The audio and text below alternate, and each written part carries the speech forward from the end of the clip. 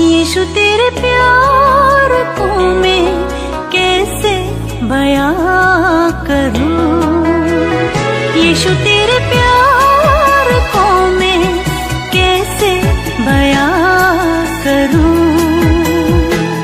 तेरे प्यार ने मुझे ऐसा राह दिखाया, तेरे प्यार ने मुझे ऐसा किनारा दिया है, तेरे प्यार ने मुझे ऐसा राह दिखाया, तेरे प्यार ने मुझे ऐसा किनारा दिया है।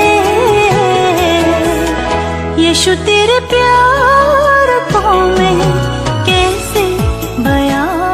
परमेश्वर के धन्य नाम की महिमा हो। आज के आराधनात्मक मनन की ओर आप सभी का बड़े प्रेम के साथ स्वागत करता हूं। आइए आज के मनन के लिए हम पढ़ते हैं कुलोसियों की पत्री अध्याय 1 पद 21 और 22। तुम जो पहले निकाले हुए थे और बुरे कामों के कारण मन से बैरी थे, उसने अब उसकी शारीरिक देह में मृत्यु के द्वारा तुम्हारा भी मेल कर लिया, ताकि तुम्हें अपने सन्मुख पवित्र और निष्कलंक और निर्दोष बनाकर उपस्थित करे। पढ़ी गई पद के प्रथम भाग में संत पौलुस परमेश्वर के प्रति पापी मनुष्य की मानसिकता के बारे में समझा रहा है। दो बातें वहां खास करके बताई गई है। पहली बात, तुम जो पहले निकाले हुए थे, यू वेर फॉर्मरली एलिनेटेड। यहाँ निकाले हुए के लिए यूनानी बाइबल में उपयोग किया गया एपोलोट्रायोमिनस शब्द एक ऐसी अवस्था को सूचित करता है जिससे कोई स्थायी रूप में किसी से अलग हो गया हो और कभी आपस में दोबारा नहीं मिल पाएंगे। दूसरी बात, पद के दूसरे भाग में अर्थात 21वीं पद के दूसरे भाग में ये बताया गया है कि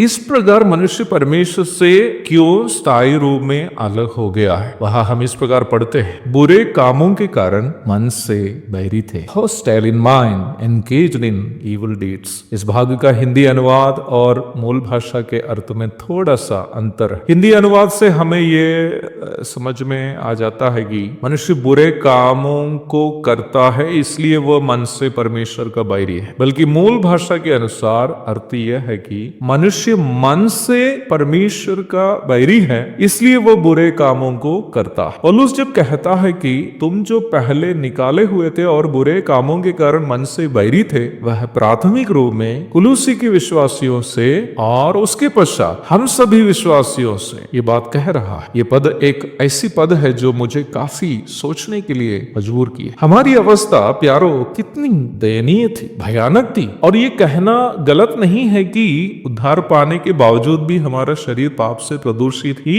रहने के कारण हमारे मन की अवस्था आज भी इससे भिन्न नहीं है। यह बताया गया मन शब्द प्राथमिक रूप में हमारे हृदय के विचारों को सूचित करता है। The thoughts of our heart are always against God। हमारे हृदय जो पाप से प्रदूषित अवस्था में है हमेशा इस सोच में रहता है कि हम परमेश्वर के विरोध क्यों न कुछ करें। प्रार्थना के लिए बैठते समय क्या हमें जल्दी नींद नहीं आती? बाइबल पढ़ने के लिए जैसे ही चाहते हैं क्या एक प्रकार के बोरिंग होने नहीं लगती है? आराधना में जाने के लिए सोचते समय कुछ अन्य परेशानियों की सोच क्या हमें आराधना में नहीं जाने के लिए उकसाती नहीं है? ये सभी हमारे अंदर परमेश्वर के विरोध में कार्य करने वाली पापमय बातों के कुछ सरल उदाहरण है, पापमय विचारों के उदाहरण है। हम मनुष्य के अंदर परमेश्वर का विरोध करने की एक मानसिकता स्थायी रूप में है। कल मैं एक वीडियो देख रहा था जिसमें अमेरिका के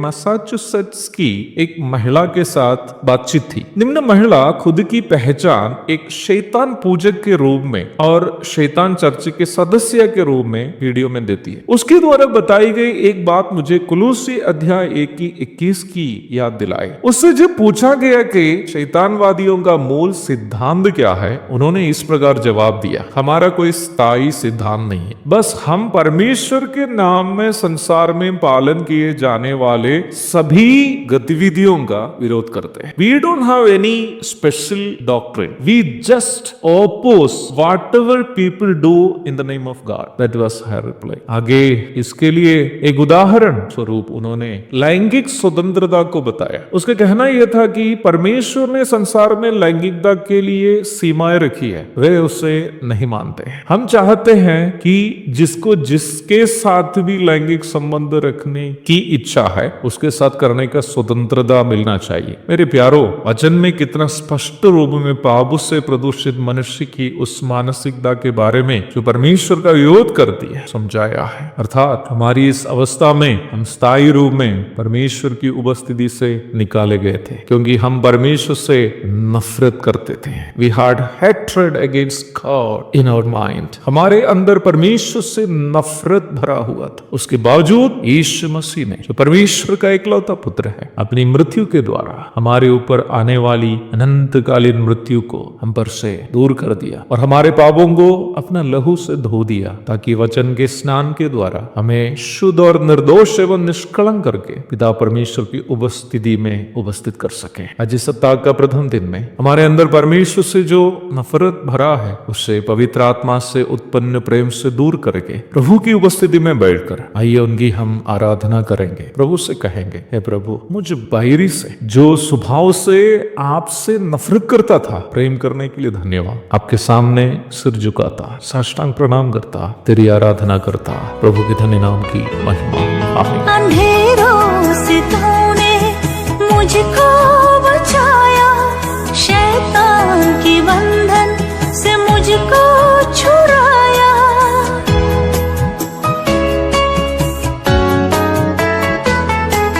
अंधेरों से तूने मुझको बचाया, शैतान की बंधन से मुझको छुड़ाया। तेरे प्यार जैसा कहीं भी नहीं है, यीशु तेरे प्यार को मैं कैसे बयां करूं, यीशु तेरे प्यार को मैं कैसे बयां करूं। तेरे प्यार ने मुझे ऐसा राह दिखाया, तेरे प्यार ने मुझे ऐसा किनारा दिया है। तेरे प्यार ने मुझे ऐसा राह दिखाया, तेरे प्यार ने मुझे ऐसा किनारा दिया है। यीशु तेरे प्यार को मैं कैसे बयां करूं, यीशु तेरे